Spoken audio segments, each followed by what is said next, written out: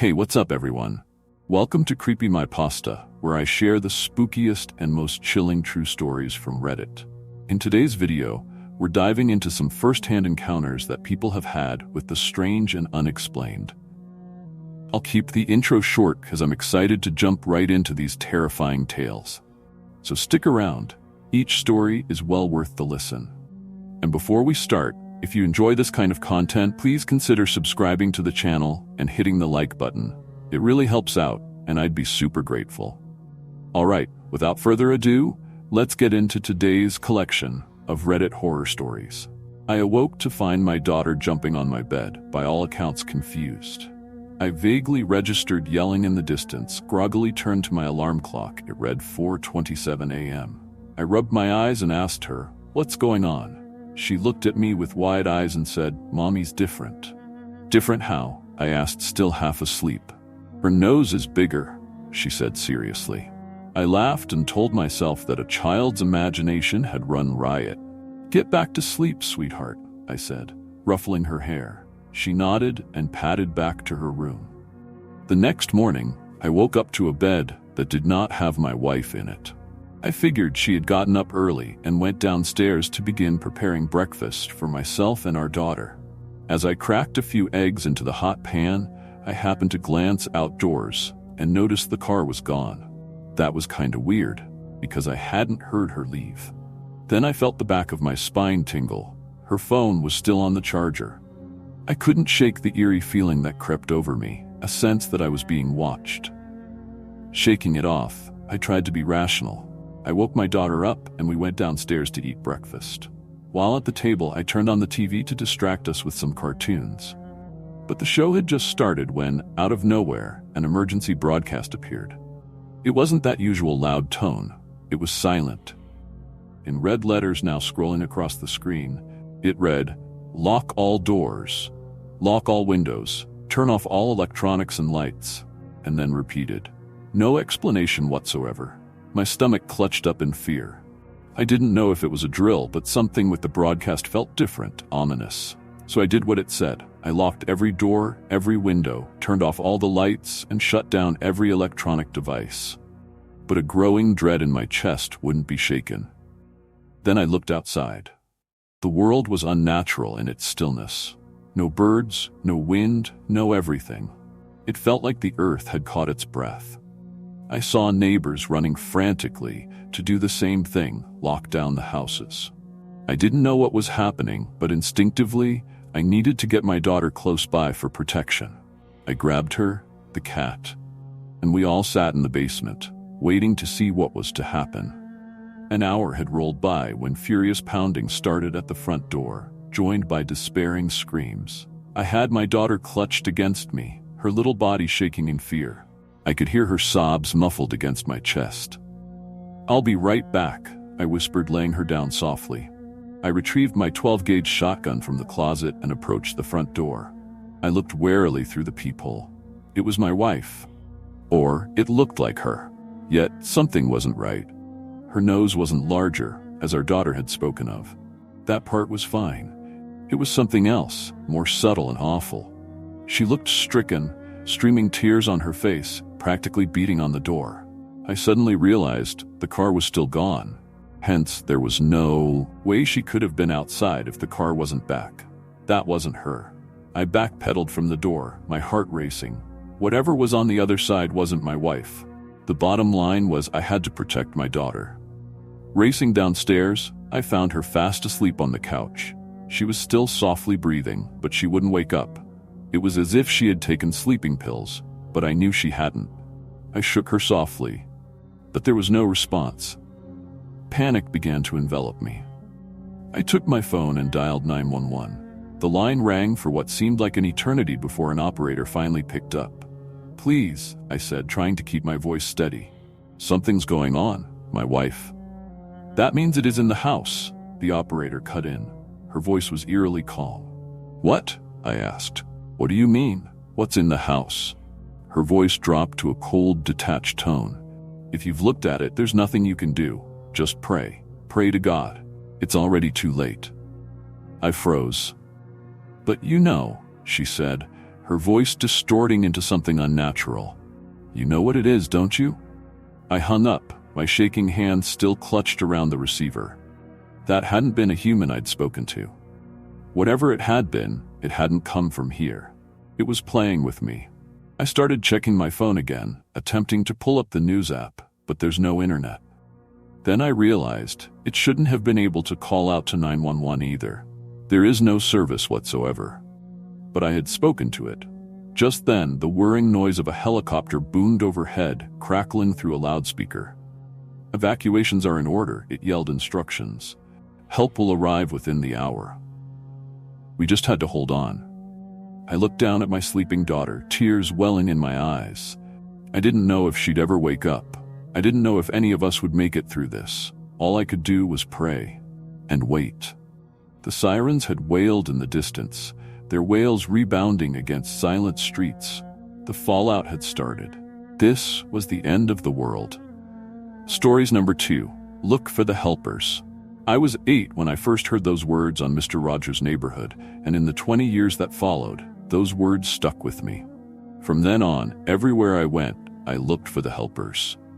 By the time I was 13, I could easily identify them, and because of that, I never worried that I'd find myself in a helpless situation. Unfortunately, I would soon find out I was very wrong. One chilly fall night, when I was walking back to my apartment from the late shift, I couldn't help but feel eyes watching me. Did you know they say you can sense when someone is watching you? I sped up until I made it to my front door, got into my house, and finally remembered to breathe as I locked the door behind me. My relief was short-lived. Not 5 minutes later, I heard a pounding on my door, and too scared to look out the peephole, I ran to the bedroom furthest from my door. My heart raced when I heard, "Open up! This is the police." The knocking got louder as I panicked, looking at the grisly scene in front of me. So many bodies. The bodies of all the helpers I'd lured into my home over the years, under the guise of being a helpless woman in need of help carrying in heavy groceries, moving boxes and furniture, even help setting up the supposedly impenetrable lock on my front door. When I heard the cops break down my door, I realized that lock was not worth the small fortune I paid. I silently cursed Mr. Rogers. He taught us to look for the helpers, but never taught us how to hide them when someone else is looking for them too. Stories number 3. The Scarecrow. I will never tell my parents how my grandparents really died. They wouldn't believe me if I did. You may not either. About a month ago, I had just gotten out of class when I checked my phone. To my surprise, I had a voicemail from my father. Sure, Mom has called me from time to time since I left for college, but when I saw that my father had called me, I knew it had to be bad news. I just didn't know how bad. "Son, we're buying you a plane ticket. You need to fly home tonight. There has been an accident. Call me when you get this." That's all the voicemail said. I called them, and he explained that my grandfather had been killed in an accident with his combine while harvesting corn, and that the shock of finding him had given my grandmother a heart attack. The flight was nerve-wracking. I have never done well with small spaces, and I couldn't smoke on the flight, which made it even worse. I spent the whole flight fidgeting and walking back and forth to the restroom, even though I didn't need to go. I just needed to move around. My dad was already waiting for me when I landed, which ruined my plan of sneaking a cigarette before he showed. He gave me a hug and helped me load my bag in the car. I decided I needed a cigarette bad enough and lit one up in the parking garage. My dad had never seen me smoke, and I tried to act as casually as I could. He raised an eyebrow at me as he closed the trunk. I waited for a lecture or an outburst, but all he did was nod. "That's a nice lighter," he said. I hadn't realized I was still fidgeting with it. I handed him the vintage trench lighter. "Ellen, my girlfriend bought it for me a few weeks ago. Found it at an antique store in Seattle." He took it in his hand and looked it over approvingly. Then he handed it back. "No smoking in the car. Your mother would never let us hear the end of it," he instructed. My headache was gone now that I had a sufficient amount of nicotine. I threw the cigarette down and stomped it out with my foot. An hour later, we were back at my parents' house. My mother greeted me with a hug. Then she stepped back and looked me up and down. "Your father used to smoke menthols too when he was your age," she said, and gave my father a smirk. I wasn't sure if I was embarrassed she had caught me or surprised my dad used to smoke. He gave me a pat on the shoulder and walked into the house. We spent the night catching up on what I had been up to while I was in college. They filled me in on how their business was struggling, but they were keeping their head above water. And then eventually, my dad filled me in on the details of the funeral. They had decided to do a closed casket on both of my grandparents. The injuries that my grandfather had received apparently were too gruesome for an open casket, and they did a closed casket on my grandmother's so that people would ask why. The next morning, we attended the funeral. There were only a few people. My grandparents were in their 80s and had very few friends that were still around. Afterwards, we went back to my parents' house and ate. "Son, your mom and I have talked about this. We need to sell your grandparents' farm. We have neither the time or money for the upkeep. If you can take a week off school and clean the place up, get it ready to sell, we will give you 25% of whatever we get when it sells," my father explained. I took a large bite of chicken and chewed it as I thought it over. I could call the school and explain the situation, and I could easily catch up later. "Yeah, I can do that, but what do you mean, clean it up? How bad is it?" I asked. My father and mother exchanged a worried look before she looked back down at her plate. "Just before your grandfather passed, your grandmother called me. She told me that he had been diagnosed with dementia. Between that and their diminished health, I suspect that the property is in pretty bad shape." "You haven't been out there?" I asked. It wasn't more than a couple of hours away. I couldn't believe they hadn't been to visit. My mother replied in a defensive tone, "We have both been working 7 days a week at the shop. We had to let all of our employees go. Business is not going too well." I nodded and asked what the plan was. "I will drive you out tomorrow. You can stay there until I pick you up Friday. That gives you 6 days to get things boxed up. I already ordered the boxes. They will be delivered tomorrow." The following day, my father drove me up to the old farm. I spent a few weekends there as a kid. The place always had a creepy vibe, but it was fun. I could walk through the corn all day and never reach the end. As we pulled in, there was a large scarecrow that stood over the corn at the edge of the field. "When did they get that thing?" I asked. My dad didn't answer. Instead, he looked at it out of the corner of his eye. His face contorted into a look of intense worry, maybe fear. I couldn't tell. As we passed the scarecrow, I looked back. The wind hit it just right, and for a second, I would have sworn it turned its head to watch us. About 20 minutes after I had been dropped off, I was still wandering through the house, evaluating the countless knickknacks and pictures, trying to decide what should be kept, sold, or tossed. The phone rang. My heart skipped a beat. It had been so long since I had heard a landline ring, I thought it might be the fire alarm. I answered it. "This is Jim.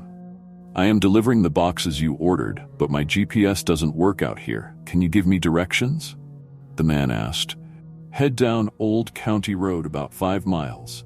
Make a right at the dirt road," I said. I tried to think of a landmark, knowing how vague that was. "You'll see a scarecrow. Make a right at the scarecrow." The man thanked me and hung up. About a half hour later, I was washing the dishes in the sink and cleaning up the kitchen. My grandmother must have just set out lunch before the accident, because there were 2 plates of food on the table. It was so rotten, I couldn't tell what it was anymore. The pungent smell of mold and rotten food was making me gag, so I had to open the kitchen window. I listened to the wind chimes on the porch and found it rather relaxing.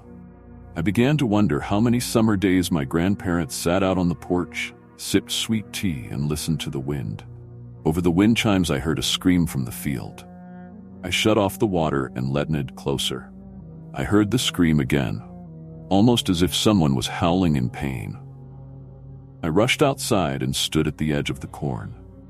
My grandfather had waited too long to harvest his crop. The sun had bleached the corn until it was now the color of bone. The stalks waved back and forth in the wind. The dry leaves rustled against each other as they swayed.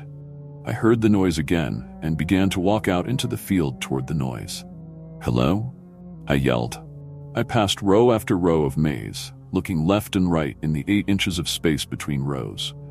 And then, in the distance, I saw a figure move. I began to run after it. I caught glimpses of the figure every few seconds as the wind allowed. After a while, I lost sight of it. I ran faster and faster, trying to catch up with whoever it was. And then I ran full speed into the scarecrow. The straw filling did little to dull the impact with the wood post it was mounted on. I fell back onto my back. I grabbed my nose and could feel the palm of my hand immediately filled with warm blood. I sat up and felt dizzy. My head throbbed with each beat of my heart. When I was finally able to stand up, I looked up at the scarecrow. It was probably 7 feet tall and then another 2 feet off the ground. I was dressed in blue overalls and a red flannel. The head was a burlap bag with thick red string stitched into a jagged mouth and big black buttons sewn on for eyes. Then it was topped with a straw hat stitched on with the same red string used for the mouth. This thing was intimidating to me at 6'2". Those crows must be terrified of it, I thought to myself. I pinched my nose to stop the bleeding and began to look around. I saw this scarecrow when we pulled in. There was no way I made it to the road already. I tried to hop up to see over the corn. I couldn't see anything but more corn all the way to the horizon. And when my feet landed, my head felt like it was going to pop. Thick blood began to flow more quickly from my nose. I pinched my nose and held my head back, facing the sky to slow the bleeding. Out of the corner of my eye, that's when I saw it. The scarecrow had turned to face me. I turned to face the oversized doll and figured that it must have been the wind again. For a second, we made eye contact. The big button eyes seemed to be looking right at me. I told myself I was being ridiculous. It was the wind that moved the head. It was just a bag filled with straw. It was the wind that was blowing the stalks, and I imagined it was a figure running. It had even been the wind that was howling as it passed through the leaves. But still, as I stared at it, I knew it was staring back. The hair on my arms began to raise, making my arms tingle. My heart began to quicken. And then the scarecrow abruptly lifted its head back up and stared out over the field. I ran as fast as I could in the opposite direction. I stole short glances over my shoulder as I pushed through the corn. All I could see was a path of broken corn stalks behind me. Soon I heard a rumbling noise ahead of me. A truck, I thought. I kept pushing on. My lungs began to burn with the effort. My foot caught in a shallow irrigation ditch and sent me tumbling onto the dirt driveway. The driver of the truck locked up his brakes and skid past me, missing me by inches. I laid there in the dust for a moment. The driver got out of his truck. "What the fuck is wrong with you?" he asked. His tone was harsh and angry. I stood up to face him. He was in his mid-40s with a big beard and an even bigger beer belly. "I'm sorry, I lost my footing," I said. I looked back into the field, expecting to see the monster coming out any second. The man followed my gaze into the field and then looked back at me. "You high, boy?" he asked seriously. I was. I stopped myself. Telling him I was being chased by a scarecrow would only reinforce his accusation. "I hit my head pretty hard," I said, placing my hand back on my nose. He nodded and then offered to give me a ride back up to the house. "I would have been here earlier if you knew how to give directions." "There wasn't no scarecrow at the road," he said. We pulled up to the house and began unloading the boxes he came to deliver. "I'll be back Friday to pick them up once they're full. Your dad booked a storage shed on the other side of town. You have about 200 square feet, so keep that in mind as you pack," the man said. He stared into the field. "My daddy has a cornfield in the next county. He didn't do half as well as they did here. Actually, now that I think about it, I drove past this place last year. I remember they had a rough crop last year. Do you know what they did differently this year?" the driver asked. "No, I'm sorry. I don't have any idea, I answered. He nodded and spit. Well, take care of yourself. I'll see you on Friday. With that, he left. I went inside and grabbed a clean shirt. I washed the blood off of my face and hands in the bathroom and changed. I tried to shake off the incident with the scarecrow. I must be more stressed out with the loss of my grandparents than I realized. I needed a distraction and began to pack up the office downstairs. I was putting papers in a trash bag when I came across a letter my grandmother had written. Son, I need some help with your father. The dementia is getting worse. The last 2 days he has been raving like a lunatic. This spring a man came by and offered us a scarecrow as a gift. He said it did wonders for his crop and wanted to pay it forward. Your father told him no at first, thinking the man was a swindler, but he insisted he didn't want anything in return. Anyway, your father is now convinced that the scarecrow is the reason we had such a great crop this year. But the scarecrow won't let him harvest it. I have left you several voicemails about this, and you haven't called me back. So I thought I would write you. Please help. I am worried about your father. Mom. I put the letter down and sat in the office chair.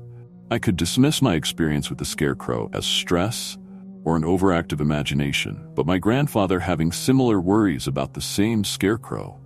What are the odds? I thought to myself. I needed a cigarette. I went outside to the porch and lit one. I took a long drag and then exhaled. A cool breeze blew by, bringing the wind chimes to life. I turned around to look at them and see if one would be worth keeping. That's when I saw it. The scarecrow was now just 20 feet into the field. It hung on its post, staring at me. While I was trying to process this, it fell down, more like hopped down. Immediately the post went up and then disappeared into the field. It can't be alive. I thought to myself. Seconds later, the scarecrow came out of the corn. It began running across the lawn, carrying the 10-foot post like a Trojan soldier running with a spear. The scarecrow launched the post. It sailed across the yard and missed me by a foot. It took down the wind chimes and impaled the wall behind me. I turned to run inside, but the post was now blocking my entrance. I hopped the rail on the porch and ran toward the old barn. I could hear the scarecrow running behind me, gaining on me. This straw rustling under his overalls and flannel. Once I was inside the barn, I tried to close the door, but it was stuck open from years of neglect. I grabbed the closest thing I could use as a weapon, a pitchfork. The scarecrow entered the room. Its jagged mouth and button eyes now seemed much more menacing as it marched toward me. I rammed the pitchfork into its chest as hard as I could. It pierced deep into its body easily, but it seemed to have no effect. With its left hand, or burlap mitten really, it grabbed my arm. The thing was impossibly strong. It used its right hand to pull the pitchfork out and then turn it toward me. I struggled uselessly against its grip. I desperately searched my pockets for something I could use as a weapon. I took my lighter out and flipped the top open. The flame caught almost instantly. In seconds, the scarecrow was fully engulfed. It let me go and fled into the field. The field was burned in less than an hour. The fire department said it was overly dry because it wasn't harvested on time. They didn't have any interest in investigating the matter further. My father saw the post stuck in the wall when he picked me up. I knew he recognized it as the scarecrow's post because he didn't ask any questions about how it got thrown through the wall or how the field burned down. I know, on some level, he suspects that the scarecrow killed his parents. I know on some level that he is grateful I killed it. But I know we will never discuss it, because people would think we were crazy. Stories number 4. I got a call from my neighbor while I was at work. Hey everyone, I've been a lurker on Reddit for a while, and have read quite a few stories about people's odd experiences on here. However, I'm pretty new to posting, so please forgive any mistakes. This story happened a few years ago, but I'm still just as lost about it all now as I was then. Hopefully someone out there will have some sort of explanation for me. I was at work on a late shift when I got a call from my next-door neighbor. My neighbor, I'll call him Ian for the purpose of this story, was an older guy. I believe nearing his 50s, and was nice enough, although we only ever really spoke unless we happened to be going in or out of our houses at the same time. Even then, he mostly asked me what I thought about the weather, or a neighbor's flashy new car. Street gossip, mostly. He never called me. We had each other's phone numbers for emergencies, and we had never used them outside of that understanding. And so when I saw that he was calling me, I immediately answered, even though I was work. Now, Ian's a pretty big guy. He used to work in construction, I believe, and while he isn't exactly Jason Mama, I always saw him as a don't even try to fuck with me kind of guy. So when I answered the call to hear him blurt, "Are you home?" in a panicked, jittery voice, it had me instantly worried. After I told him that I was at work, and after he had me clarify several times that there was nobody else at the house, I heard Ian breathe a huge sigh. He told me that there were two men dressed in all black outside my house carrying large knives, machetes, he thought, but it was a late winter afternoon in the UK, and already dark, so he wasn't entirely sure. And according to him, they seemed to be messing around the windows and door. He said it looked like they were trying to figure out a way to get in. I asked if he had called the police, and he said no, not yet. He'd wanted to make sure there was no one in the house. If there was, he was planning on going out there and sorting the situation out himself instead of waiting for the police to arrive. As I said, tough guy. And looking back, it warms my heart to think that a man I only ever spoke to on my driveway had even considered facing off those two men if he knew anyone was inside my house. Sorry, I'm getting sidetracked. Anyway, I thanked him and said I was going to call the police. And before I hung up, I made sure that he had all his doors locked, etc.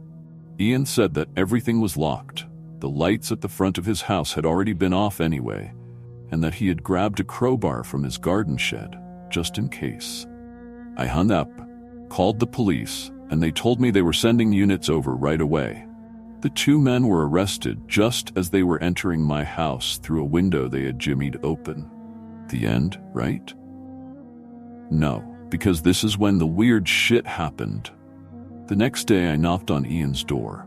He's a whiskey man, so that morning I'd gone out to buy a bottle for him, and when he opened the door, I handed to him and thanked him for calling me the day before. His forehead kind of wrinkled and he frowned a little, but took the bottle, then asked me if I wanted to go inside. I accepted, and as we sat in his living room, I thanked him again for the call. One of the guys had been my ex, absolute psycho and tied up with a lot of dodgy shit, which is why I ended things with him. And the other had been his equally dodgy mate. They had told the police that they had planned to get inside my house and wait until I got home, although they wouldn't say what they were planning on doing next. I'm just glad that I never had to find out. Ian was still looking at me weirdly, like he thought I was crazy or something, but I just chalked it up to him feeling sorry for me, as well as the fact that I was still pretty frantic about what had happened, and the adrenaline from it all was probably making sound like a bit of a nutter.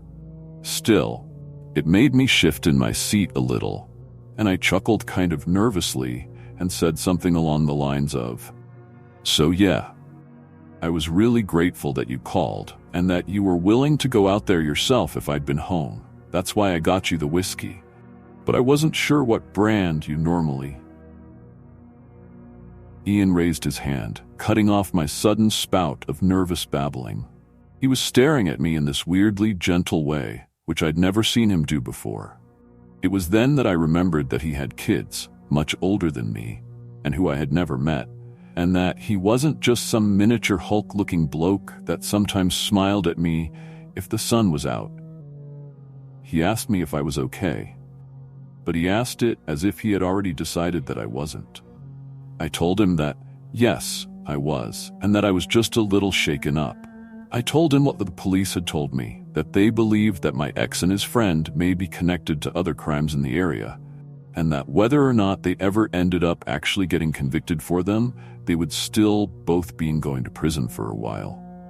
So I wasn't too frightened, but Ian shook his head and said that that wasn't what he meant.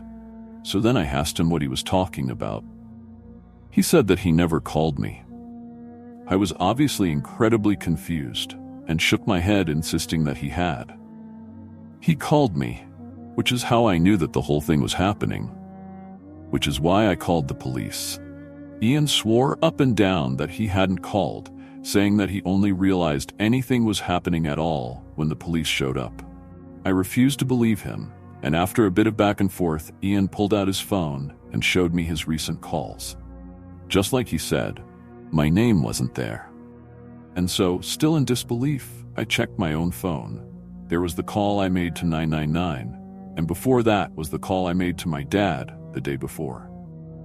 Ian's name wasn't there either. It made no sense, and I told him over and over that he absolutely called, because how else would I have known to call the police? He promised me he hadn't, and he offered to show me his Ring camera footage from his front door. I, of course, agreed. This is the weirdest part. The first part of the clip showed Ian going outside to put something in the rubbish bin. Then only moments after he disappeared back inside, the two figures could be seen walking up the path. They went straight for my house, and while the camera's range didn't pick it up, this must have been when they pried my window open. Then, less than a minute later, police cars show up to arrest them as they were crawling inside the gap. It didn't make any sense. It all happened so quickly that there would absolutely not have been enough time for Ian to spot them, call me, then for me to call the police, and then for the police to show up. Ian promised that the clip wasn't sped up, and when I looked at the timestamp in the video, the seconds and minutes appeared to be moving at an accurate speed. And then something clicked. I went back to my phone and opened my call history. I rang 999 at 6:23 p.m. The Ring footage that Ian showed me didn't show Ian going out to the bins until 6:29, which was before my ex and his friend even showed up.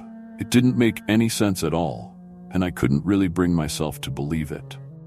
I asked Ian how on earth I would have known to call the police without being told that something was happening when I don't own a Ring camera or anything like that. And then I asked him how I could have known something was happening before it ever actually happened. As far as I know, I'm not fucking psychic. But Ian had no answers for me, and the last few minutes of my visit were spent talking him out of calling an ambulance for me. It's been years, and I don't know what happened. I was always too embarrassed to question Ian about it further, and we haven't contacted each other at all since he moved away a few months ago.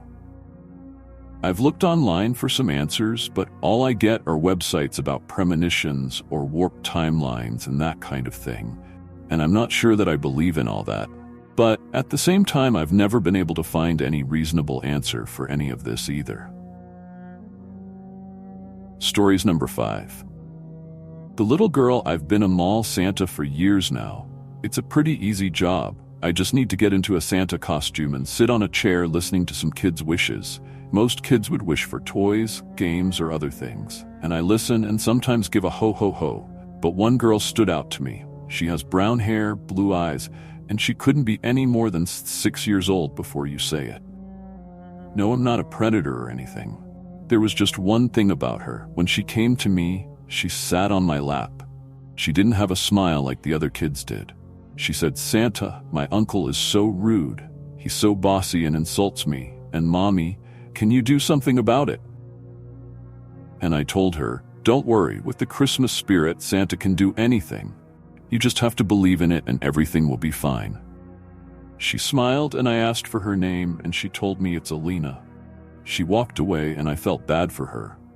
No one should have a terrible uncle like that. As the other kid sat on my lap, I decided for now, it's best for me to focus on my job. A year passed before she came again. When she sat on my lap, she wasn't smiling again. She said, "Santa, there's this kid Brandon at my school, and he keeps messing with me, and the school doesn't stop him. Can you stop him?" I felt bad. No kid should go through bullying, but what can I do? Well, maybe something. I tell her, "Don't worry, Alina. Use the same power as last year. Believe in the Christmas spirit." She smiled and said, "Okay, and you remembered my name?" I let out a ho ho ho before saying Santa remembers everyone's name. Of course she left as another kid sat in my lap again. I felt bad for her, but I had to focus on work again. Finally, the next year she came again. This time her mother seemed sad, and when she sat on my lap, it looked like she was about to cry. She said, "Santa, Mommy's new boyfriend keeps getting angry and hits her and me too."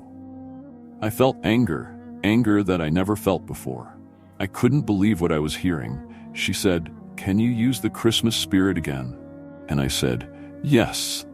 You just have to believe in the Christmas spirit." She left again as another kid sat on my lap. A week went by. As I went to the girl's house, I was in the same Santa costume. I went inside the house and I saw her new stepfather asleep on the couch. I thought I'd have to wait until he went to the bathroom late at night to confront him or drag him outside his bedroom, but there he was on the bed. I took out a knife and woke him up. As he comprehended everything, he suddenly made a worried face as I slit his throat. I took some stuff and knocked over a lamp to make it look like a robbery. As I left the house quietly, it felt right. I doubt Alina knows. Hell, I doubt her mother even knows that I'm her real father. I remember strangling her uncle in his house. His terrified expression made it feel good because of what he's done to my daughter. I remember killing her bully Brandon and hiding his body inside a pit in the forest. Ever since Mrs. Siegmund left me, I never got to see our daughter, but now I did.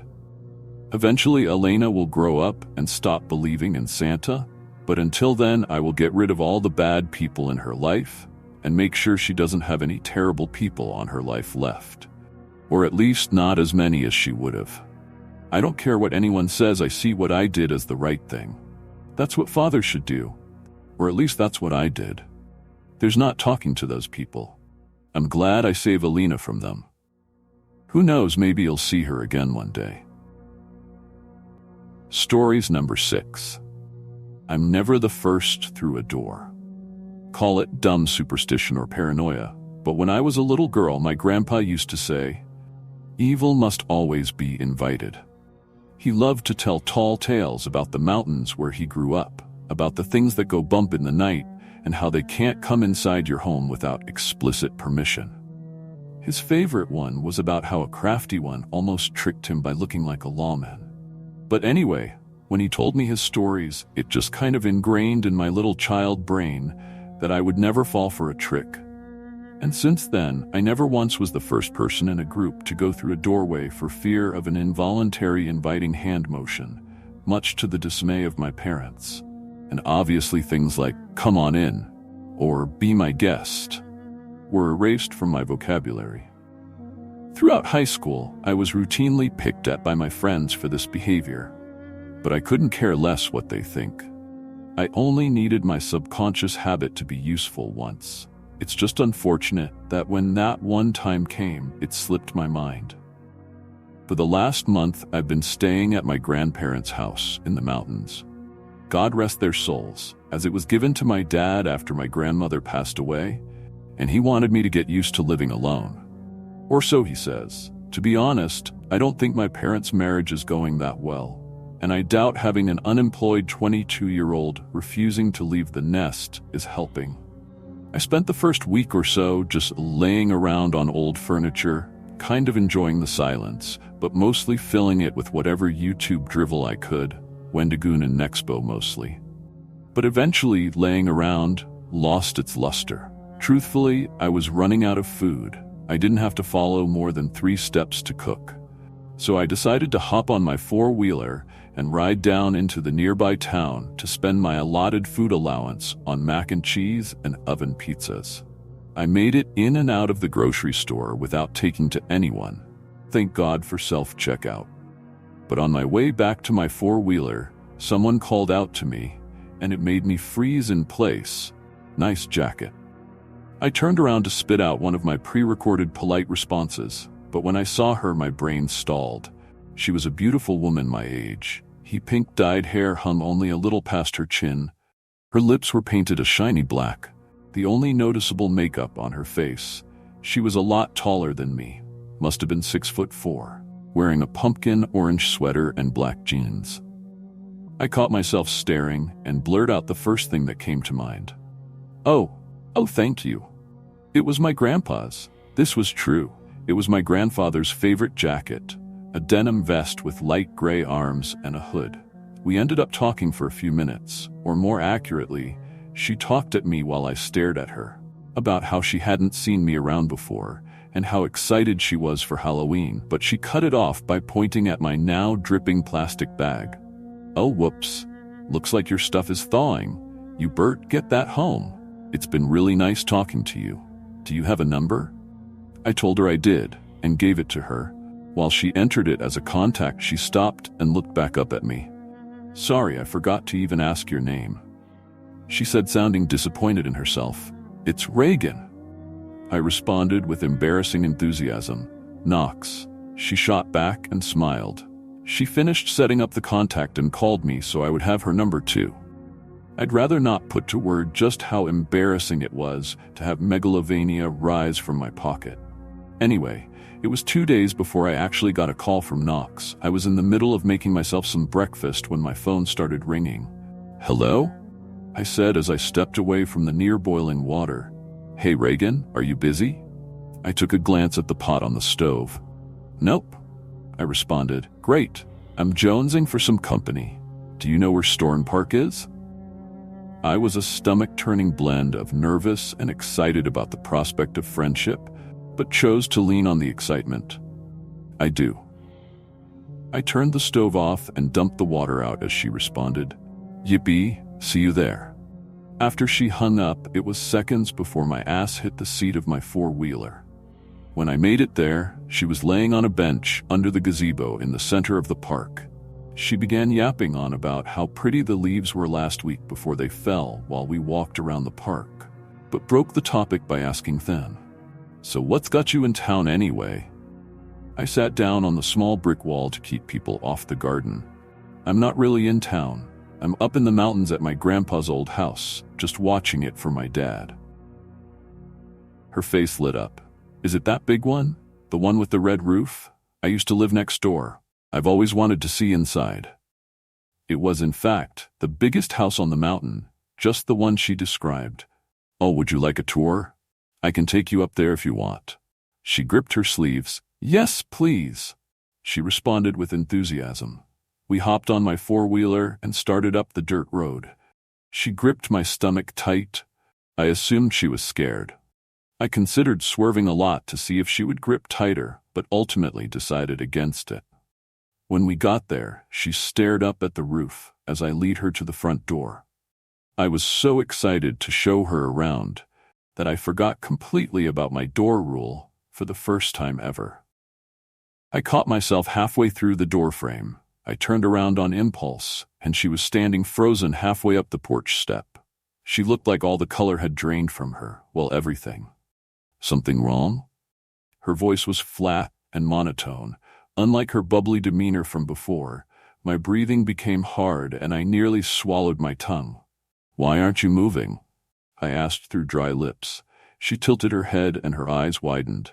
She looked uncanny. I took a step back the rest of the way inside. She looked furious for a moment, but then looked confused. Can I come in? She sounded just as flat as before. It was then that I noticed just how hard she was gripping the porch's wood bars. Her nails made dents in the wood and they bled from the quick. I thought back to my grandpa's stories and tried to panic. I took a deep breath and said calmly, "You are not welcome." She huffed and stood up straight, unnaturally tall. She calmly turned around and walked casually into the woods. It's been about a week since then. I haven't left the house. I called my dad to come pick me up, but he's out of town on business until day after tomorrow. So for now, I'm still stranded. As terrified as I am, I find myself feeling at least a little vindicated. I'm never going to forget again. I will never be the first through a door. Stories number 7. I spent the night in a hospital with a dark secret. My mother was terminally ill and spent her last few days in a hospital bed. I would work throughout the week as usual, but over the weekend, I would stay with her, day and night. It became a routine, and the nurse in charge of my mother would leave a pillow and blanket ready for me before I arrive. Claire was her name. She was the only real company I had left. I distanced myself from the outside world. The hospital and work were all I knew. When my mother lost her ability to speak, Claire was the only voice I heard since. Every night after my mother fell asleep, she and I would go check out the vending machines down the corridor. The lights in the hospital were faulty. They flickered on and off. Some lights just gave out, leaving many hallways in the dark. Must have been around midnight when Claire and I returned to the vending machines. Mother had fallen asleep earlier than usual. We chatted for some time, catching up on each other's week. Cracked a few jokes, then a cry interrupted our conversation. It came from where the hospital kept the newborns. Claire, being her job and all, went to go check on them. Me, who had nothing to do, followed her. She entered the room first, but before I could step inside, she screamed. I quickly darted into the room to find her frozen in place as she stared at the far corner. I glanced over to what she was looking at. A thin, bony creature laid before us. It was supporting itself on all fours, its arms twice the length of its legs. The most horrifying part of the creature had to be the 2 babies stuck in its abdomen. The babies weren't sewn or glued onto the body, they were growing out of it, complete with disfigured faces, arms, and legs. We quickly realized that the cry we heard didn't come from the newborns, but from those things in the creature's body. We realized this because every newborn in the room was chewed up and crushed like half-eaten steak. One of them was currently in the creature's grasp, who was feeding the newborn's corpse to its children. It stopped and turned over to us. I grabbed Claire and dragged her out of the room, locking the door. As we ran down the hall, we saw the creature jumping across the room through the window. It burst through the door and chased us down the corridor. We zigzagged through various dark halls until we lost sight of it. I ordered Claire to leave and call for help, but she refused, asking why in my right mind would I stay here with that thing. I told her I couldn't leave my mother alone with it. Claire agreed, telling me she would stay too no matter what I said. Unable to change her mind, we quietly snuck back into my mother's room. I nudged her arm and asked her to wake up, shaking her arm harder every time I said her name. She lied there unresponsive. I looked to the machine that has been silent probably long before we entered the room. My mother was dead. After a good while, Claire convinced me to get up so we could leave at once. On the way out, we never ran into that creature again. The police showed up right when we made our exit. Apparently, the creature attacked more people on its way out. Officers didn't know what to make of the stories they were told of a giant monster that ate children. I gave my mother a funeral, of course. Only some relatives and family friends showed up. Left almost as soon as the priest did. Me and Claire stayed back and watched over my mother's grave. About a month or 2 later, we went back to the now abandoned hospital. Claire insisted we go check it out for clues against my better judgment. The reason for her curiosity was that the hospital told the police their surveillance cameras were faulty, and thus were unable to record the monster people spoke of. She said the cameras worked just fine. We searched the place, wary of the creature lurking around. Didn't find much except for a classified document on a certain patient described as neither human nor animal. The papers following it contained ripped-out pages bearing strange symbols. Not sure how to describe them other than satanic, demonic. You know, in my very little time working here, I never saw any prayer room. Claire said, Stories number 8. Have you seen my baby? It was 2 a.m. when Percy decided he was ready to head home. After a night out of drinks and socializing, his patience and energy was starting to wear thin. If he wasn't careful, his pleasant night out would teeter into disaster. Downing the last of his beer, he waved goodbye to his friends, shaking off their advances to stay for just one more round. He left the warm embrace of the bar, stepping outside onto the streets, not ready for the cool fall air greeting him. It was only a short walk home from the bar, but it had never seemed so far away. Rubbing the sides of his arms, he tried to warm himself, or at least briefly distract him from the cold. His attempt succeeded, but only in distracting himself, leading him to miss his turn off the main road towards his house. Starting to shiver from the cold again, he now found himself at the edge of Iroquois Park, letting him know he'd gone too far. "Shit," he muttered to himself, looking up at the large metal archway above the entrance. Turning around to go, he heard a faint crying drift in from the woods. Glancing over his shoulder, he ignored the sound carrying on his way. He only made it 2 steps before his conscience got the better of him, urging him to go check it out.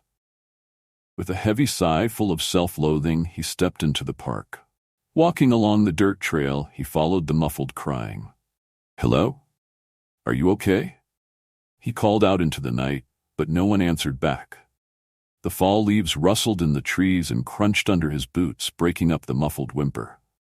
Continuing along the path, going deeper into the park, the crying began to get louder. Soon it was the sobbing that drowned out all the other ambient noise of the leaves. He was right on top of the sound, but there was no one in sight. "Hello?" Percy shouted again, even louder. For a moment the crying stopped long enough for Percy to hear the trickle of nearby water. He hadn't realized he had come right up along the river, cutting through the park. An instant later, the crying turned into a wail, howling out in agony. This time, there was no doubt where the sound was coming from. Pulling back the bushes bordering the path, he peered through, catching a glance at the source of the noise. Standing out in the middle of the stream was a woman cradling a swaddled baby. She looked soaked to the bone with her long black hair draped over her face. On the verge of shivering himself, Percy thought the woman must be frozen to her core. Lost in his thought, Percy idly shifted his weight, crunching the leaves beneath him, trying to figure out what to do. Hearing the noise, the woman's head snapped, turning towards Percy. Startled, Percy let go of the bushes, letting them snap back into place. But for a brief moment their eyes met. Something at his core felt unsettled by the look in her bright green eyes. Part of him wanted to walk away, but he knew he couldn't leave the woman and her child to freeze to death. "Hello, do you need help?" he asked, stepping out from around the bushes. The woman mumbled something through light sobbing that Percy couldn't quite make out. Stepping closer, he tried to reassure her. "It's okay, I'm going to help get you out of there and we'll get you warmed up." Though he had just promised to get her out, standing on the bank of the water, he had no idea what to do. "I can't move," the woman cried out helplessly. "Please, take my child. I can't let her get wet. Promise me you'll save my baby." The woman jutted the child out towards him with outstretched arms. It was bundled so tightly in the blanket he couldn't even see the baby's face, but he could hear its soft cries. "Sure, I promise I'll get your baby out of here." Cautiously approaching, Percy stepped onto the bank of the river, sinking into the mud. Worried about sinking in himself, he stood in place, reaching his arms out to take the child. As he took the child, cradling it close to his chest, he caught a glimpse of the mother's eyes. A violent shiver shot up his spine, making him almost drop the child. Seeing the eyes up close, something looked off. Her eyes looked predatory, almost reptilian. Pushing the thought out of his mind, he focused on getting the child to safety. "Let me set your child down somewhere safe, and I'll come back for you," Percy said, trying to sound confident and comforting, but failing in both. Fighting his way out of the mud, Perry rushed back to the path to set the child down. After a few steps, his head had cleared enough to wonder how the woman got stuck in the river to begin with. Turning back around to ask the woman, Percy saw her head slide under the water, the shadow of her body fading down, disappearing into the river. Holding the child, he called out to her, shouting, "Hey! Hey!" Bubbles rose up from the calm water where the woman had been. Looking around in a panic, Percy hoped someone else would appear to help. The eerie silence of being alone worried him more than the wailing. Standing indecisively with the child, he watched as the air bubbles puttered out. He told himself this can't be happening, but the child in his arms wouldn't let him debate otherwise. In his indecision, the mother had disappeared beneath the water, leaving Percy with her child. He could feel a weight tugging at his heart, even though he had just met the woman. For a split second, he almost jumped in after her, but wondered what would happen to the child if we froze out in the cold. Percy felt the weight of his promise and knew he needed to find help for the child. Heading back down the path he had come in, he moved in a light jog, trying his best not to disturb the child. Fueled by adrenaline, 3 minutes passed in the blink of an eye as the leaves crunched under his feet. Skidding to a stop in the leaves, he looked around in confusion. Did I take a wrong turn? I should have been out of the park by now. Even though there was only a single path winding through the park, it seemed to have led him deeper in instead of out. Picking up the pace, his run turned into a jog, jostling the baby up and down. Despite the rough bouncing, the baby stayed quiet through the trip. Percy hoped that wasn't a bad sign. The temperature began to plunge and fog drifted in through the trees. Percy held the baby close in an attempt to keep it warm. He was trying to remain calm, but the fact that he should have made it out of the park twice by now began to make his mind spiral. Continuing down the path, he looked out for any other option, but there was only the single path straight through. Increasingly thick fog blurred the path ahead. He didn't see the spider webs stretching across the path. Walking face first through the web, Perry recoiled back in disgust, brushing the web off his face. Dozens of spider webs spanned across the trees bordering the path that stretched out in front of him. Picking up a nearby stick, Perry waved it out in front of him, knocking away the webs. A bundle of tenacious spider webs rapidly built up on the end of the stick. The deeper he pushed forward, the denser the spider webs became. Normally he would have been panicking from the spiders, but instead took solace in the fact that he strangely hadn't seen any actual siders.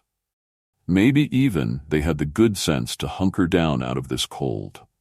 Swinging through web after web, the stick soon became coated in the thick white fibers, now more web than stick. Knocking away the webs had become a rhythmic swinging, letting Perry focus on his worries. That is, until the stick soundly collided with a web, trapping in place instead of tearing through. The web that lay before him was much thicker than the previous layers that he had easily knocked his way through. Unable to pry the stick back, he was hesitant to try to break through the tenacious web with anything else. In his mind, this was surely the last obstacle between him and his freedom from the park. If he could just break through, he would be able to find help for the baby. Going against his better judgment, he reared his leg back, ready to kick at the web. Before he could go through with the kick, a loud snort from behind startled him. Clutching the baby tightly, he turned, looking around for the source of the sound. One long, pointed gray rod crept in through the fog, reaching out toward Perry. It wasn't until 5 other identical shapes danced in through the fog that Perry realized what it was. The long legs of a massive gray spider, even larger than himself, had descended down on the path behind him. Surrounded by trees and spider webs, he found himself cornered by the creature. Taking its time, the spider gracefully lowered itself down through the fog, settling down on path. As it set itself down on the path, Perry came face to face with a bull's head jutting out from the spider's abdomen. Letting out another loud snort into Perry's face, the creature began swaying its head back and forth.